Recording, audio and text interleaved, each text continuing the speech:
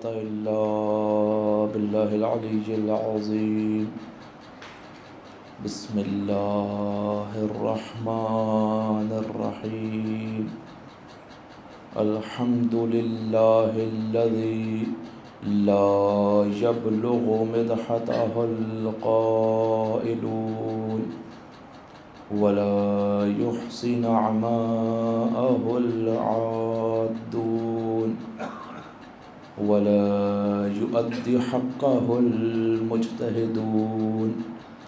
ثم الصلاة والسلام على رسول الثقلين جد الحسن والحسين ومحبوب رب المشرقين والمغربين سيدنا ومولانا وطبيب قلوبنا وشفيع ذنوبنا أبي القاسم المصطفى محمد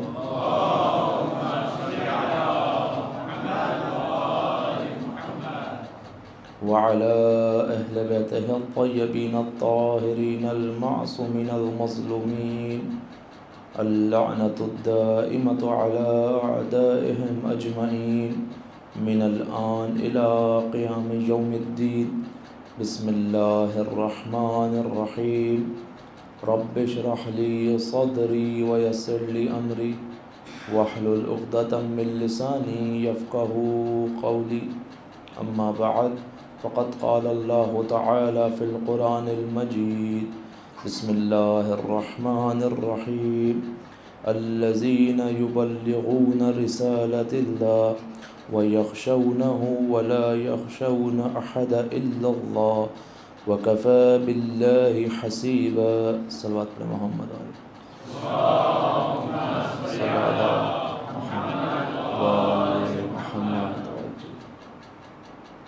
شب شہادت امام سجاد علیہ السلام کی تعزیت آپ تمام مومنین کی خدمت میں، بالخصوص تمام مراجع اعزاء مقام معظم رہبری کی خدمت میں، بالاخص امام زمانہ کی خدمت میں پیش کرتا ہوں. اس کے بعد جس آیت کی تلاوت کا شرف حاصل ہوا اس میں خداوند متعال ارشاد فرما رہا ہے کہ اے وہ لوگ جو اللہ کے پیغام کو پہنچانے والے ہیں اور اللہ سے ڈرنے والے ہیں اور اللہ کے سوا کسی اور سے نہیں ڈرتے، ان کے لیے خداوند متعال ہی کافی ہے. اس آیت تک پہنچنے سے پہلے ایک مقدمہ آپ کی خدمت میں عرض کرنا چاہوں گا، وہ یہ کہ انسان جب کوئی بھی کلام کرتا ہے، کوئی بھی بات کرتا ہے، تو وہ ایک جہت سے، ایک ڈائمنشن سے دو قسموں پر مشتمل ہوتا ہے. ایک قسم اس کی یہ ہے کہ وہ بیان یا تو بہت زیادہ سادہ ہوگا، واضح ہوگا اور اس کا ایک ہی معنی اور ایک ہی مفہوم ہوگا. لیکن بعض اوقات کچھ باتیں ایسی ہوتی ہیں، کچھ کلام ایسے ہوتے ہیں جو ایک معنی نہیں رکھتے، بلکہ ایک کلام کے اندر چند معنی پوشیدہ ہوتے ہیں. مختلف مثالیں اس کی دی جا سکتی ہیں. مثلا شعراء کا کلام، جو اشعار کہے جاتے ہیں، وہ ایک شعر کے اندر ممکن ہے ایک کے وجہ کئی معنی اس کے اندر پوشیدہ ہوں. یا کوئی ایک عالم کی گفتگو، کوئی ایک تحلیل، ممکن ہے کہ ایک جملے کے اندر مختلف معنی اس کے اندر موجود ہوں. یہی روش ہمیں قرآن کے اندر بھی نظر آتی ہے. قرآن کی آیتیں بھی دو قسموں پر تقسیم کی جاتی ہیں. کچھ آیت محکم ہیں اور کچھ آیت متشابہ ہیں. آیت محکم ان آیت کو کہا جاتا ہے کہ جو بالکل واضح، صریح اور اس کے اندر کوئی دوسرا معنی موجود نہیں ہوتا، یعنی جو خدا کہنا چاہ رہا ہے بالکل صاف الفاظ میں ہمارے سامنے موجود ہوتا ہے. جبکہ اس کے مقابلے پر جو دوسری آیتیں ہیں جو متشابہ ہیں، اس کی مختلف تفسیریں کی جا سکتی ہیں، مختلف معنی کیے جا سکتے ہیں. اس لیے اس کو متشابہ کہا جاتا ہے کہ انسان نہیں سمجھ سکتا کہ اس کے اندر کون کون سے معنی جو ہیں وہ پوشیدہ ہیں. لیکن کیونکہ اس کی تفسیر غلط نہ ہو، اس کو سمجھنے میں غلطی نہ ہو، تو ایک قانون دیا گیا ہے کہ دیکھو جب بھی متشابہ کو پرکھنا چاہو تو اس کو محکمات سے پرکھو کہ محکم آیت سے ٹکرا تو نہیں رہی، جو آپ معنی اور اس کی تفسیر کرنا چاہ رہے ہیں کہ ایسا تو نہیں ہے کہ وہ کسی محکم آیت سے ٹکرا رہا ہو۔ اگر ٹکرا رہا ہے تو اس کا مطلب وہ درست نہیں ہے۔ قرآن بھی دو حصوں میں، اسی طریقے سے جس طریقے سے انسان کا کلام، خدا کا کلام ایک جہت سے ہوتا ہے، چند جہتوں سے ہوتا ہے، اسی طرح سے انسان کی تحریکیں بھی ہوتی ہیں۔ یہ تو تحریک کا ایک مقصد ہوتا ہے، اور بعض اوقات کوئی بھی جو تحریک ہوتی ہے اس کا ایک مقصد نہیں ہوتا، بلکہ چند مقاصد پر وہ تحریک مشتمل ہوتی ہے۔ اسی طریقے سے جب امام حسین علیہ السلام نے اللہم صل علی محمد، کربلا کے اندر جب اپنی تحریک کا آغاز کیا، تب سوال یہ ہے کہ ایمان کی جو تحریک ہے یہ ون ڈائمینشنل ہے یا ملٹی ڈائمینشنل ہے، ایک بعدی ہے، ایک اس کی جہت ہے یا نہیں، مختلف جہتیں اس تحریک کے اندر موجود ہیں۔ تو جب ہم اس تحریک کا دقیق مطالعہ کرتے ہیں تو ہمیں سمجھ یہ آتا ہے کہ اس تحریک کے اندر فقط و فقط کوئی ایک جہت موجود نہیں ہے، بلکہ چند جہتوں سے ایمان کی اس تحریک کو دیکھا جا سکتا ہے، جس میں سے ایک جہت کیا ہے؟ ایک جہت یہ ہے کہ جیسے ہی معاویہ اس دنیا سے جاتا ہے اور یزید برسر پیکار آتا ہے، ولید کو خط لکھتا ہے اور امام سے بیعت طلب کرتا ہے۔ یہ امام سے بیعت کا طلب کرنا اور امام کا اس کے مقابلے پر انکار کرنا ایک جہت ہے تحریک کی۔ وہ کیا؟ وہ یہ کہ کسی بھی ظالم حکمران کے سامنے انسان کو نہیں جھکنا چاہیے۔ اگر اس کو یقین ہو جائے کہ اس کا ظلم ایسا ہے کہ دین کو تباہی کے دہانے تک لے کر آ جائے گا، تو انسان کو اب یہاں پر جھکنا نہیں چاہیے۔ کب تک نہیں جھکے؟ کہتے جب تک جان پہ بات نہیں، جس حد تک ممکن ہو انسان مقاومت دکھائے۔ کربلا سے ہمیں یہ درس ملتا ہے۔ امام حسین کے اگر ہم تحریک کو مطالعہ کریں، کس مقام پر کون سی سختی کا، مثلاً آپ دشمن اور کیا کرتا ہے اس سے زیادہ جو اس نے کیا کربلا میں، یعنی کسی چیز کی گنجائش باقی نہیں رہی، شہید کرتا شہید کیا، جسم کی بے حرمتی کرتا وہ بھی کی، اسیر کرتا اسیر کیا، اور پھر اسیر کیے جانے والے افراد کو اذیتیں پہنچاتا وہ بھی کیا، یعنی بیسک نیڈز بند کر دیتا، یعنی آب اور غذا کو بند کر دیا جاتا، اس نے وہ بھی کیا۔ جو کچھ کر سکتا تھا اس نے اپنی جانب سے کیا، لیکن ادھر مقابلے پر امام حسین اتنے مضبوطی سے کھڑے رہے کہ ظالم کے سامنے سر کٹ تو سکتا ہے لیکن جھک نہیں سکتا۔ یہ ایک جہت ہو گئی۔ دوسری جہت جو آپ کے سامنے مسلسل اشرے کے اندر بیان کی، وہ کیا جہت تھی؟ وہ جہت تھی امر اور نہیں کی، عمل بالمعروف کی اور نہی عن المنکر کی، کہ اگر وہ بیعت کا تقاضا نہ بھی کرتا تو امام نے کیا کرنا تھا؟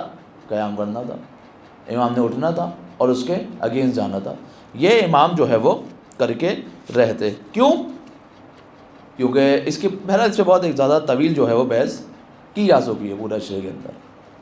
تیسری جو جہت ہے وہ کیا جہت ہے اس تحریک کربلا کے اندر؟ وہ اتمام حجت ہے، حجت کا تمام کرنا ہے امام کی طرف سے، خطوط کا آنا۔ اب جب خطوط آ گئے، اب تاریخ میں ایک سوال اٹھ گیا۔ وہ سوال کیا ہے کہ امام اس کا ریئیکٹ کیسا کرتے ہیں؟ اگر امام نہ جاتے تو آج تاریخ یہ سوال اٹھاتی کہ جب 12,000 افراد موجود ہیں، سامنے جو ہے ظالم موجود ہے، تو کیوں قیام نہیں کر رہے؟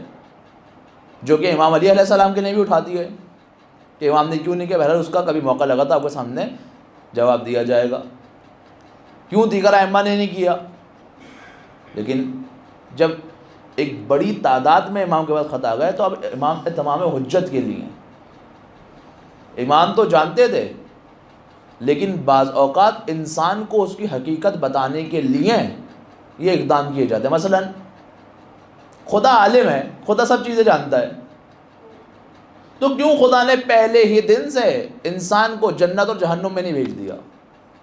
کیا وجہ ہے کہ پوری خلقت ہوئی، پھر اس دنیا میں بھیجا گیا، عبادتیں کی گئیں، پھر شیطان نے اپنا شر پھیلانا شروع کیا، اب یہ امتحان مسلسل چل رہا ہے، اتنے لوگ قتل و غارت ہو رہی ہے، سب کچھ ہو رہا ہے، لیکن خدا جنت و جہنم پہلے دن کیوں نہیں کیا؟ خدا نے یہ کہہ سکتے تھے نا، اے پروردگار تو سب جانتا ہے، اتنی جانیں بچ جاتی جانے سے، پہلے ہی دن جنت میں اور جہنم میں تقسیم کر دیتا لوگوں کو۔ تو جواب یہ ہے کہ بہت سے لوگ آخرت میں خدا سے شکوہ کرتے ہیں، اے خدا تو ہمیں موقع تو دے کے دیکھتا، ہم ثابت کرتے ہیں ہم یہ نہیں کریں گے. ہوتا نا باتوں کا انسان بہانہ بناتا ہے کہ نہیں کر کے تو دیکھتے, مجھ پہ بھروسہ تو کر کے دیکھتے. خدا نے انسان کو انسان کی حیثیت بتانے کے لیے دنیا میں بھیجا ہے. خدا تو سب جانتا ہے پہلے سے, تاکہ ہمارے پاس کوئی آخرت میں بہانہ نہ بچے کہ نہیں اگر مجھے یہ دیا جاتا تو وہ کرتے, وہ دیا جاتا. ابھی بھی بہانہ کرتے ہیں. بہت سے لوگ رسول کے دور میں یہ کہتے تھے کہ علی کا کوئی کمال نہیں ہے, اگر ذوالفقار ہمارے پاس ہوتی تو ہم بھی وہی کمالات کرتے جو علی نے کیے. یہ شکوے ابھی بھی کرتے ہیں. یہی وجہ ہے کہ مولا کائنات کو پہلے دن سے ذوالفقار نہیں دی. جب جنگ احد میں ایک لکڑی ٹوٹی, دوسری ٹوٹی, تیسری ٹوٹی, جب رسول خدا کی طرف نگاہ کی تو اس وقت ذوالفقار آئی ہے. یہ بتانے کے لیے دیکھو کمال تلوار کا نہیں ہے, کمال بازوؤں کا ہے. کمال اگر پہلے دن سے دے دی جاتی تو کیا ہوتا؟ تو یہی کہتے ہیں نا کہ اس میں علی کا کمال تھوڑی تھا. یا مثلا ایک مقام پر آپ لوگوں نے وہ واقعہ سنا ہے کہ جب جنگ خیبر کا علم مولا کائنات لے کر آئے اور مولا نے اس علم کو پتھر پر گاڑا تو مرحب نے پیچھے مڑ کر دیکھا نجومی کی طرف. تو نجومی نے کہا کہ اس میں علی کا کوئی کمال نہیں ہے. کیوں؟ کہا ایک ستارہ اپنے برج سے نکلتا ہے اور وہ ایک خاص مقام پر آتا ہے, اور جب وہ اپنے ایک خاص مقام پر آ جاتا ہے تو دنیا بھر کے پتھر جو ہیں وہ لوہے کے لیے موم بن جاتے ہیں. تو اس میں کوئی علی کا کمال نہیں تھا, کوئی اور بھی کرتا تو یہ ہونا تھا. مولا کائنات مسکرائے. واقعہ عجیب ہے. غصہ کیوں نہیں کیا؟ ہمارے جیسا کوئی شخص ہوتا کیا کرتا؟ کیوں؟ کیونکہ ہمارا شاید علم کو پتھر پہ گاڑنا اتفاق ہو سکتا تھا, لیکن علی کے لیے اتفاق نہیں تھا. مولا نے مجھے یہ بتاؤ کہ وہ ستارہ ابھی کہاں ہے؟ کہا وہ اپنے برج سے بہت دور جا چکا ہے. مولا نے علم کو نکالا, پھر گاڑا, پھر نکالا, پھر گاڑا, پھر نکالا, پھر 9 دفعہ جب اس کام کو انجام دیا تو اس نجومی نے کہا مولا ٹھہر جائیے, ستارے کی گردش بہت تیز ہو گئی ہے. مولا نے کہا ہم تمہیں یہی بتانا چاہتے ہیں ہم ستاروں کے محتاج نہیں ہیں بلکہ ستارے ہمارے محتاج ہیں. یہ کمالات علوی ہیں. تو ان کی تحریک کی مختلف جہتیں, اس میں سے ایک جہت کیا تھی؟ اتمام حجت کرنا, لوگوں کو لوگوں کی حیثیت اور حقیقت سے آشکار کرنا کہ دیکھو یہ تمہاری حقیقت ہے, کل تم بہانہ نہیں کر سکتے. اگر آتے تو ہم مدد کرتے, اگر آتے تو ہم یہ کرتے گا نہیں.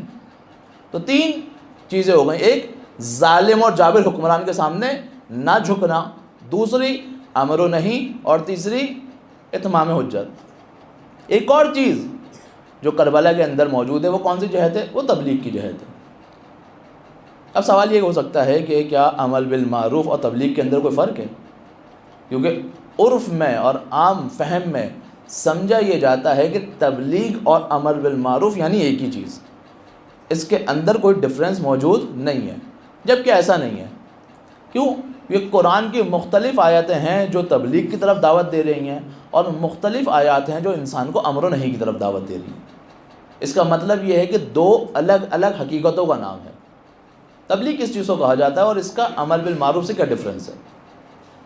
لیکن تبلیغ کہتے ہیں کسی بھی پیغام کو واضح اور آسان الفاظ میں کسی کو سمجھا دینا, یہ ہے تبلیغ. یعنی جو مفہوم انسان کے ذہن میں موجود ہے وہ سامنے والے تک بالکل آسان فہم کے اندر پہنچا دینا. اور عمل و نہیں کیا ہے؟ عمل بالمعروف نہی عن المنکر, اس پیغام کو عملی کرنے کے لیے لوگوں کو حکم دینا یا لوگوں کو اس پیغام سے جو غلط چیزوں سے روکنا, یہ امر نہیں ہے. یعنی پیغام حقیقی طور پہ پہنچانا ایک فکر سے تعلق رکھتا ہے, اور امر نہیں عمل سے تعلق رکھتا ہے, فکر سے تعلق نہیں رکھتا. یعنی سوچوں کو بھی صحیح کیا اور اس کے ساتھ ساتھ اعمال کو بھی صحیح کیا. تو 4 جہتیں کربلا کی ہو گئی. پہلی جہت ظالم و جابر کے سامنے نہ جھکنا, دوسری جہت عمل بالمعروف اور نہی عن المنکر, تیسری جہت اتمام حجت, اور چوتھی جہت وہ کیا ہے؟ وہ تبلیغ دین ہے. اب جب ہم کربلا کے اندر دیکھتے ہیں تو یہ چاروں کی چاروں ہمیں بہت زیادہ نظر آتی ہیں.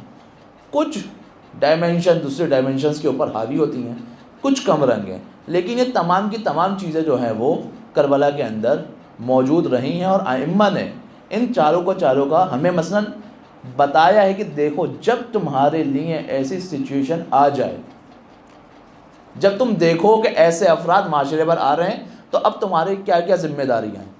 ایک ذمہ داری یہ ہے کہ تم نے ان کے خلاف جھکنا نہیں ہے. بہت بڑی ذمہ داری ہے کہ انسان ایسے معاشرے میں زندگی گزار رہا ہو کہ جہاں پر ایسا حاکم ہو جو الہی قوانین کے مطابق نہ ہو. امام نے کیا کیا؟ کبھی بھی اسلامی قوانین کو امام نے روندا نہیں ہے. کبھی بھی امام نے اسلامی قوانین کے اوپر کمپرومائز نہیں کیا. کسی امام نے نہیں کیا کسی بھی دور کے اندر. مولا کائنات کی مثال ہے، جب حاکم بنے بڑے بڑے نام امام کے مقابلے پر آئے. بڑے بڑے نام، کتنے بڑے نام امام کے مقابلے پر آئے ہیں کہ لوگ پریشان ہو گئے. جناب طلحہ، جناب زبیر، حضرت عائشہ زوجہ رسول مولا کے مقابلے پر. آج ہمارے لیے بیٹھ کر یہ فیصلہ کرنا آسان ہے، یہ سوچنا آسان ہے کہ مولا کائنات کا ساتھ دیتے. لیکن ذرا اس دور کے اندر آئیں کہ ابھی رسول خدا کو گزرے زیادہ وقت نہیں گزرا، اور یہ تمام کے تمام افراد معاشرے کے وہ افراد ہیں جو وہ اصحاب کے عنوان سے یا امہات المؤمنین کے عنوان سے مشہور ہیں، اور لوگ ان کی عزت کرتے ہیں. کیوں؟ کیونکہ رسول سے ان کی نسبت موجود ہے. تو اب جنگ ہو تو انسان کس کا ساتھ دے؟ اگر انسان کے پاس بصیرت کی نگاہ نہ ہو تو اس کے لیے سخت ہے فیصلہ کرنا کہ کس طرف جا کر وہ کس کے ہمراہ ہو، کس کا ساتھ دے. واقعاً آسان نہیں ہے، کتنا سخت ہے اس چیز کو سمجھنا. اور آج تک یہ جب بصیرت کی نگاہ نہیں ہوتی تو یہی ہوتا ہے. اس وقت جو اہل بیت کے ساتھ ہوا آج اہل بیت کے غلاموں کے ساتھ ہوتا ہے. یہ کچھ افراد یہ کہتے ہیں کہ مجتہدین کا ذکر، علماء کرام کا ذکر مجالس میں نہ کیا کرو، عزاداری میں نہ کیا کرو. کیوں؟ کیونکہ اس سے عزاداری متنجس ہو جاتی ہے، نجس ہو جاتی ہے. یہ وہ افراد ہیں کہ جنہوں نے نہ کربلا کو سمجھا ہے نہ اہل بیت کو سمجھا ہے. کیوں؟ کیونکہ یہ وہ افراد ہیں کہ جنہوں نے اہل بیت کی غلامی کو اس قدر انتخاب کیا ہے، اس قدر انتخاب کیا ہے کہ شجاعت علوی ان کے لہجوں میں نظر آتی ہے. آپ دیکھیں ایک فتویٰ پورے عراق سے داعش کو خالی کروا دیتا ہے. آپ دیکھیں ان کا ایک کلام پینٹاگون کی 4 سال کی محنت کو تباہ کر دیتا ہے.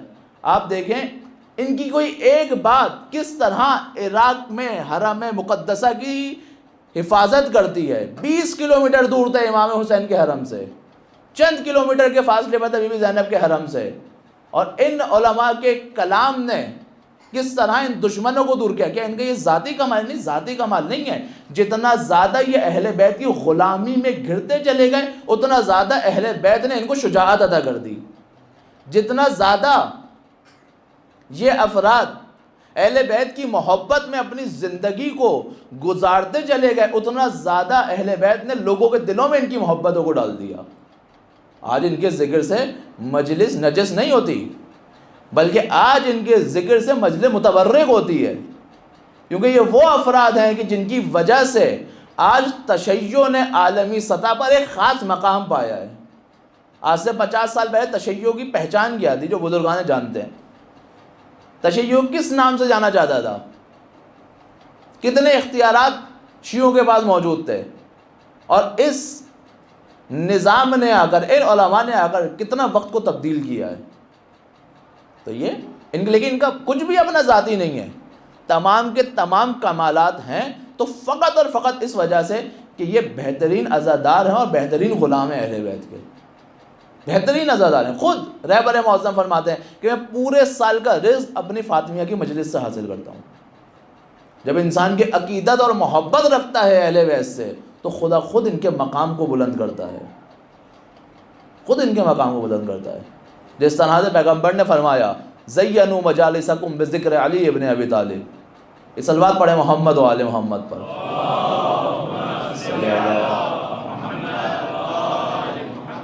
کہ اپنی مجالس کو ذکر مولا کائنات سے زینت ادا کرو.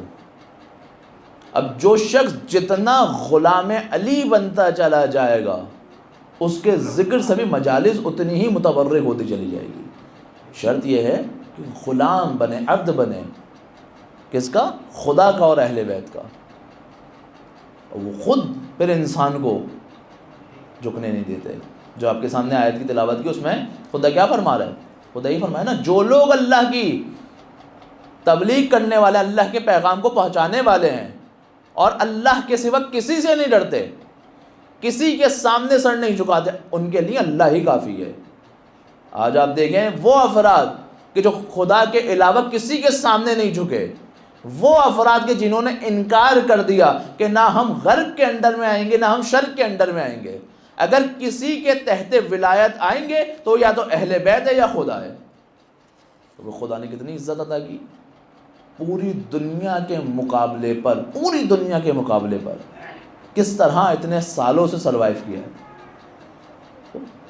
یہی تو درس کربلا ہے ہمارے لیے.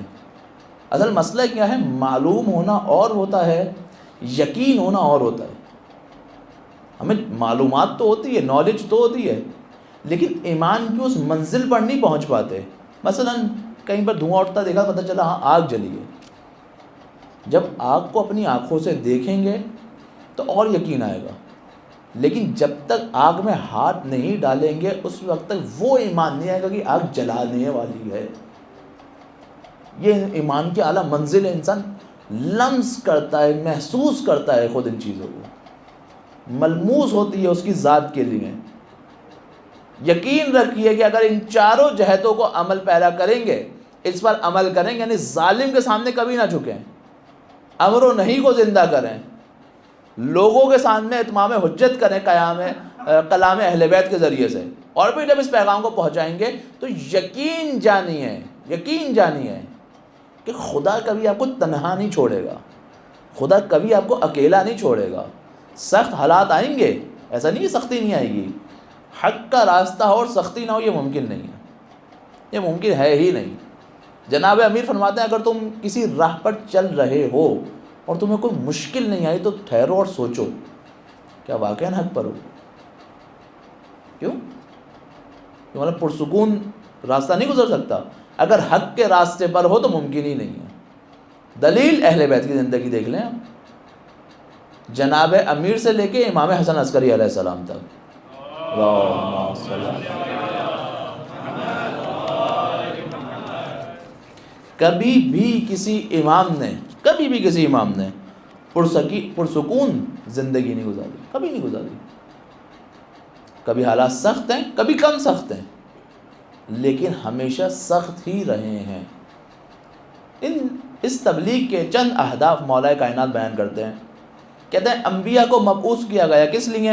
تاکہ وہ انسان کو انسان کی فطرت یاد دلائیں. خداوند متعال نے ہر انسان کو پاک فطرت پہ خلق کیا ہے، ہر انسان کو. کوئی بھی بچہ پیدا ہوتے وقت مشرک نہیں ہوتا، کافر نہیں ہوتا. یہ اس کے والدین اور اس کا ماحول ہوتا ہے جو اس کو اس کی فطرت سے ہٹاتا ہے. انبیاء آتے ہیں اس کی فطرت یاد دلانے. ایسا نہیں ہے کہ دین آیا ہے تو دین آپ کے اوپر کوئی جبر لے کر آیا ہے، آپ کے اوپر کوئی اضافی چیز ہے، نہیں، کچھ بھی نہیں ہے. یہ فطرت کی آواز ہے انسان کی. جب فطرت کی آواز نہیں ہے، جہاں پر کچھ نہیں ہے آپ جائیں، بالکل کوئی دین نہیں پہنچا، کچھ نہیں پہنچا، وہ بھی اپنے سے طاقتور کو پوچھتے ہیں. کوئی سمندر کے سامنے سر جھکاتا ہے، کوئی سورج کے سامنے کیوں سر جھکا رہے ہو؟ کیونکہ انسان کی فطرت میں ہے کہ اس کا کوئی خالق ہے، اس کی فطرت میں ہے. اسلام آتا ہے کہ اس کی فطرت کو صحیح ڈائریکشن دے. ایسا نہیں کہ اس کے اوپر کو تحمیل کرنا چاہے، نہیں، صحیح ڈائریکشن دینے آتا ہے. پہلی صفت کیا ہے تبلیغ کی؟ مولا کائنات بتاتے ہیں فطرت کو یاد دلاتا ہے. دوسری صفت انسان کی نعمات کو انسان کا احساس دلاتا ہے. جب انسان کسی ایسے شخص کو دیکھے جس کے پاس اس کے پاس وہ نعمات نہیں، تو انسان کو احساس ہوتا ہے میں کتنا زیادہ مثلا خوش قسمت ہوں کہ خداوند متعال نے میرے اعضاء و جوارح سلامت رکھے ہوئے ہیں، میرے ہاتھ پیر موجود ہیں، میری آنکھیں سلامت ہیں، میرے کان سلامت ہیں، میں پرسکون طریقے سے سانس لے سکتا ہوں، میں صحیح مقدار میں کھانا کھا سکتا ہوں، رفع حاجت ہو تو مجھے کوئی مشکل نہیں ہے. ذرا دنیا میں دیکھیں کیسی کیسی بیماریاں موجود ہیں، کیسے کیسے جوانوں کو موجود ہیں کہ انسان کی پوری زندگی برباد ہو جاتی ہے لیکن اپنی بیماری سے اوور کم نہیں کر پاتا، نکل نہیں پاتا. کیا یہ نعمات ہیں؟ ہاں، جب انسان اپنے سے اوپر دیکھتا ہے ہمیشہ پریشان رہتا ہے. لیکن جب خود اپنی نعمات کا شمار کرے تو جتنا زیادہ شکر کرے اس کا شکر کبھی ادا نہیں کیا سکتا۔ ایک اور تبلیغ کرنے کے لیے جو چیز انسان کے اندر ہونی چاہیے وہ کیا ہے؟ بڑا عجیب جملہ کہتے ہیں کہ تبلیغ کے نتیجے میں انسان کے وجود پر، انسان کی عقول پر، انسان کے اندر جو خزانے موجود ہیں اس کے اوپر جو دھول مٹی آ جاتی ہے نا وہ ہٹائی جاتی ہے۔ یعنی انسان فطرتاً نیک ہے، انسان فطرتاً حقیقت طلب ہے، انسان فطرتاً سچ بولنا چاہتا ہے، انسان فطرتاً غیبت نہیں کرنا چاہتا، لیکن یہ جو معاشرے کی دھول اور مٹی اور پلیدی اور گندگی ہوتی ہے وہ اس کو حق اور حقیقت سے دور رکھتی ہے۔ بہترین اور آسان ترین مثال، آپ مجھے بتائیں کہ امام ابھی زندہ ہیں یا نہیں ہیں؟ زندہ ہیں۔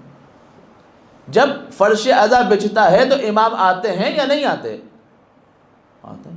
میں کیوں نہیں دیکھ پاتا؟ کیا وجہ نہ دیکھنے کی؟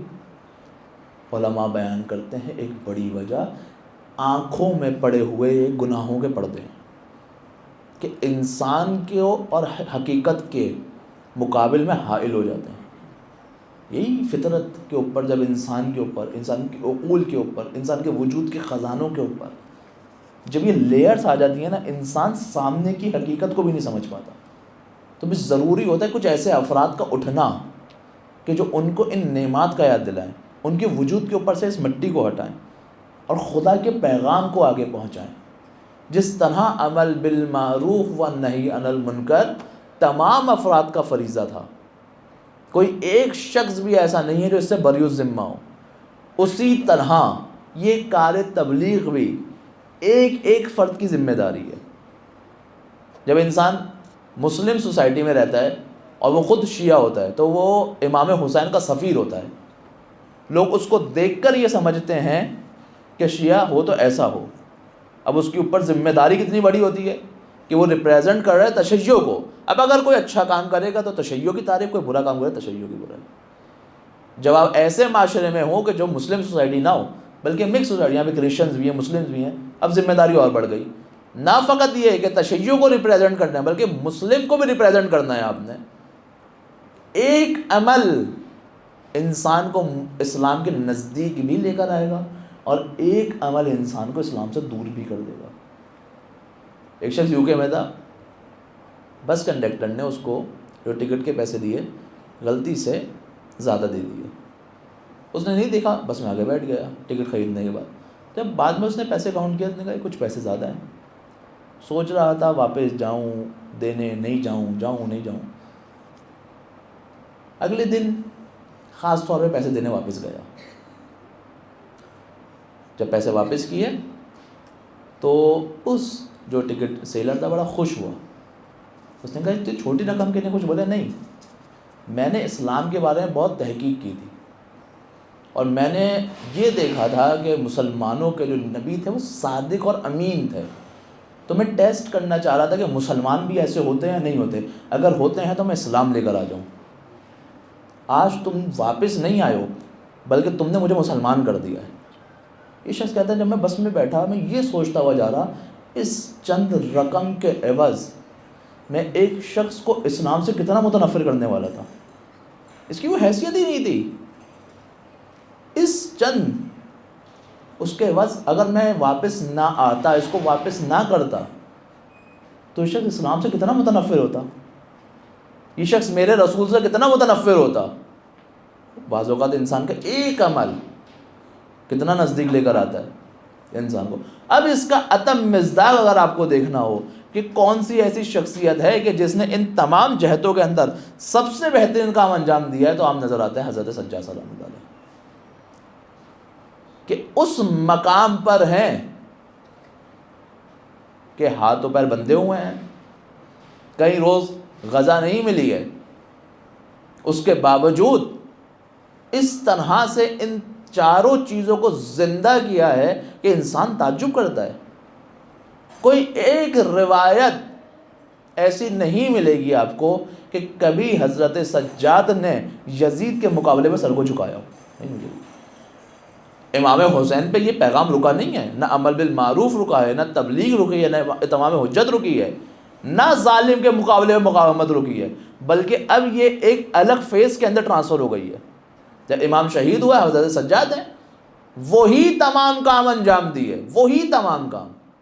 کوئی ایک موقع ایسا نہیں ہے، چاہے دربار ابن زیاد ہو، راستہ ہو، یا کوئی اور مقام ہو، کہیں آپ کو نہیں ملے گا. بلکہ اس کے برعکس نظر آتا ہے.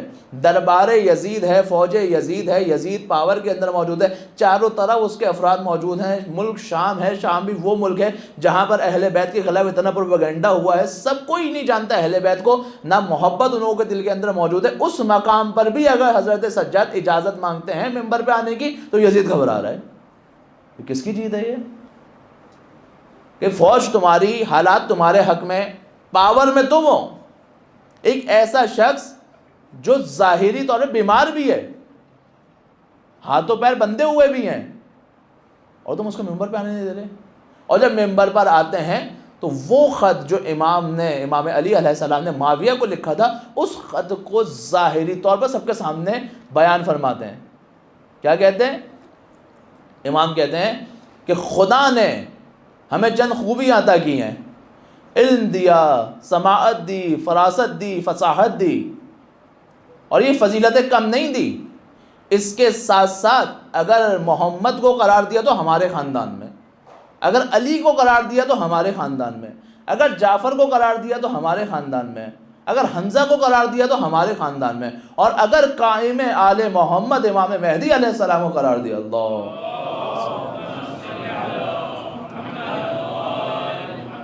وہ بھی ہمارے خاندان میں. جو مجھے جانتا ہے وہ جانتا ہے، جو نہیں جانتا وہ پہچان لے میں کون ہوں. میں فرزند زمزم ہوں، میں فرزند صفا ہوں، میں مکہ ہوں، میں مدینہ ہوں. وہ فصاحت اور بلاغت امام کے کلام کے اندر موجود تھی. ایسا امر و نہیں امام کے کلام کے اندر موجود تھا، ایسی تبلیغ امام کے کلام کے اندر موجود تھی. پورا دربار حیران ہو گیا، پورا دربار امام کے اس کلام کو سن کے حیران ہو گیا. اور وہ چیز جس سے یزید خوف زدہ تھا بعینی وہی ہوئی کہ اس کے خلاف سوال اٹھنا سٹارٹ ہو گئے. یہ ہوتا ہے کہ جب انسان اپنے وجود کو پاک اور پاکیزہ رکھتا ہے نا، تو اس کے زبان کے اندر ایسی تاثیر آتی ہے کہ دشمنوں کا مجمع بھی ہو تو انسان کے حق میں بول اٹھا. یہ تاثیر ہے ظلم کے سامنے نہ جھکنے کی، یہ تاثیر ہے امر و نہیں کرنے کی، یہ تاثیر ہے تمام حجت کرنے کی. کسی ایک مقام پر بھی ظلم کے سامنے نہیں جھکے، کسی ایک مقام پر. آج اس امام کی شہادت ہے کہ جو کربلا کے سب سے پہلے عزادار ہے، سب سے پہلے عزادار. اس امام کی شہادت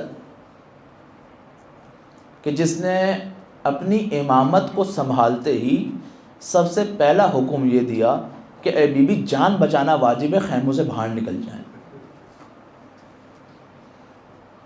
بڑا ہی سخت وقت دیکھا ہے.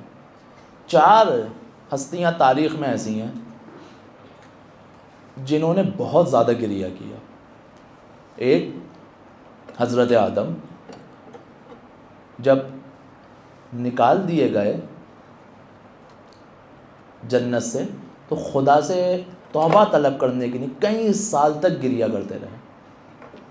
ایک حضرت یعقوب،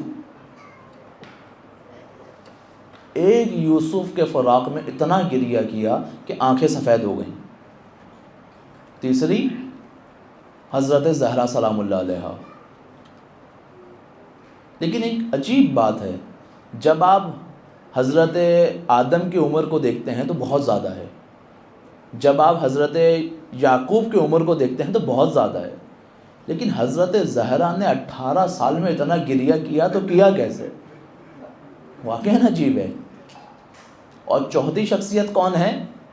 وہ مظلوم امام کے جس نے دستار امامت اس وقت پہنا کہ جب شام غریبہ موجود تھی، اس وقت امام بنے. بڑی عجیب اور مشکل زندگی امام نے دیکھی. اتنا گریہ کیا، اتنا گریہ کیا کہ امام کی آنکھوں کا پانی خشک ہو گیا. اب اگر آنکھوں سے آتا ہے تو خون آتا ہے. بڑے عجیب انداز میں گریہ کیا کہ جب ایک غلام پانی لے کر آیا تو امام پانی کو دیکھتے جاتے زاروں قطار گریہ کرتے جاتے ہیں۔ غلام نے ہاتھ جوڑ کر کہا مولا کیا کوئی خطا ہو گئی؟ کہا نہیں تم سے کوئی خطا نہیں ہوئی، جب میں اس پانی کو دیکھتا ہوں نا مجھے وہ وقت یاد آ جاتا ہے کہ جب میرے بابا میرے بھیا علی اصغر کو لے کر گئے تھے۔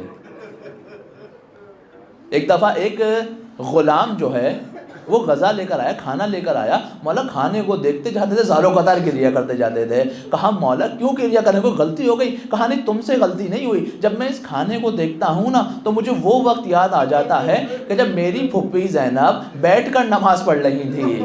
میں نے کہا پھپھی اماں آپ عالمہ ہیں غیر معلمہ ہیں، آپ بیٹھ کر کیوں نماز پڑھ رہی ہیں؟ کہا اے سجاد تمہیں کیا بتاؤں، کھانا اتنا کم آتا ہے کہ میں اپنا کھانا بچوں کو دے دیتی ہوں، اب مجھ میں اتنی طاقت نہیں ہے کہ میں کھڑے ہو کر نماز پڑھ سکوں۔ اجرکم اللہ۔ یہ جو آپ کا گریہ ہے نا، علامہ نکن فرماتے ہیں، کئی بار اس جملے کو دہرا چکا ہوں، علامہ نکن فرماتے ہیں جب جناب سیدہ کسی عزاداری میں آتی ہیں نا تو اپنے ساتھ ایک رومال لے کر آتی ہیں اور اپنے عزاداروں کے آنسوؤں کو اس میں جمع کرتی ہیں۔ جن افراد کو رونا نہیں آتا نا سید سجاد کا واسطہ دے کر آپ گریہ مانگے تاکہ ان آنسوؤں کو رومال سیدہ میں جگہ عطا ہو سکے۔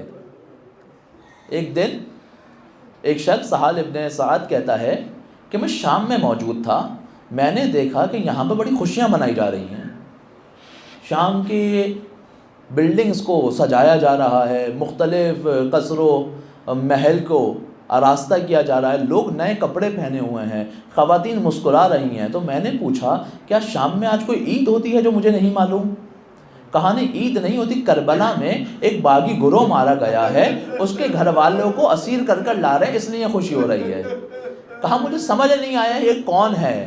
میں نکل کر جا کر دیکھا تو میں کیا دیکھتا ہوں، کچھ مقدس چہرے نوکے نیزہ پر بلند ہیں اور نیچے کچھ بیویاں کھڑی ہیں جو بے مخنہ و چادر موجود ہیں، لیکن ان کے آگے ایک ضعیف اور لاغر شخص ہے تو سر جھکا کر چل رہا ہے۔ میں آیا، میں نے کہا آپ نے ایسے کیا کیا تھا کربلا میں جو آپ کے ساتھ ایسا کر دیا گیا؟ اپنے سر کو اٹھا کر کہا سہل ابن سعد تم شام کے رہنے والے تو نہیں؟ کہتا ہے میرے ہاتھ پیر کانپنے لگے۔ کہا مولا آپ ہیں کون جو مجھے میرے نام سے جانتے ہیں؟ کہا نہیں پہچانا۔ کہا کون ہے؟ کہا میں علی ابن حسین ہوں۔ بس نام سننا تھا تڑپ گیا، مولا کوئی خدمت ہے جو میں انجام دے سکتا ہوں؟ کہا کیا تمہارے پاس کچھ پیسے موجود ہیں؟ خدا کسی کریم کو یہ وقت نہ دکھائے کہ کسی اور سے پیسوں کا بننے والے۔ کہا مولا کچھ ہے؟ کہا جاؤ بیویوں کے لیے چادر لے آؤ۔ کہتا ہے میں گیا چادر لے کر آیا، چادریں تقسیم کی گئیں، لیکن کچھ ہی وقت گزرا کچھ نیزہ سوار آئے ہیں اور بیویوں سے دوبارہ چادروں کو چھینا گیا ہے۔ میں پھر آیا، مولا کیا کوئی اور خدمت ہے؟ کہا یہ سارے کے سارے نا پیسے کے پجاری لوگ ہیں، ان سے یہ کہو کہ جو نیزوں پہ سر بلند کر کے رکھے نا ان کو آگے لے جائیں۔ مولا کیوں آگے لے جائیں؟ کہا جو تماشائی موجود ہے نا وہ ان سروں کو دیکھنے شروع کر دے اور میری پھپھی اماں کی طرف کوئی نگاہ نہ کرے۔ اجرکم اللہ، کوئی میری پھپھی اماں کی طرف نگاہ نہ کرے۔ جب جناب سیدہ کی شہادت ہوئی نا اور ان کو دفنا کر آئے تو جناب مقداد گھر کے باہر موجود تھے۔ کچھ ظالمین آئے اور آ کر انہوں نے کہا ہمیں سیدہ کے پاس جانا ہے۔ کہا کیوں جانا ہے؟ کہا ہمیں معافی مانگنی ہے۔ کہا سیدہ کی شہادت ہو گئی۔ کہا اچھا ہمیں پھر نماز جنازہ پڑھنی ہے، ہمیں تعزیت کرنی ہے۔ کہا سیدہ کو دفنا دیا۔ وہ ملعون غصے میں آ کر جناب مقداد کے چہرے پر تماچا مارتا ہے۔ حضرت مقداد زمین پر آتے ہیں اور آنکھوں سے آنسو جاری ہوئے۔ مولا کائنات کو خبر ملی کہ حضرت مقداد کو تماچا لگا۔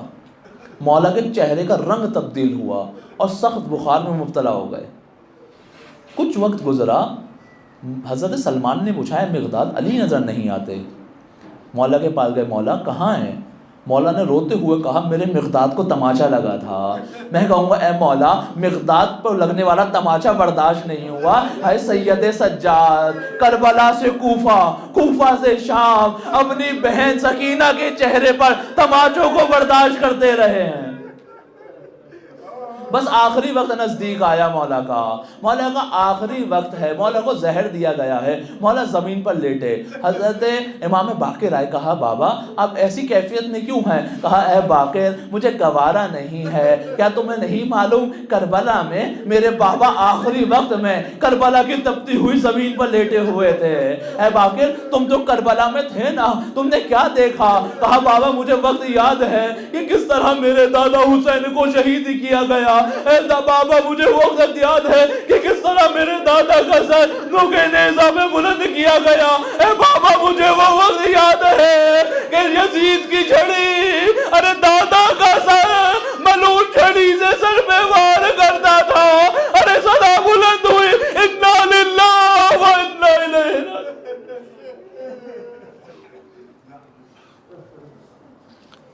لعنت اللہ علی القوم الظالمین۔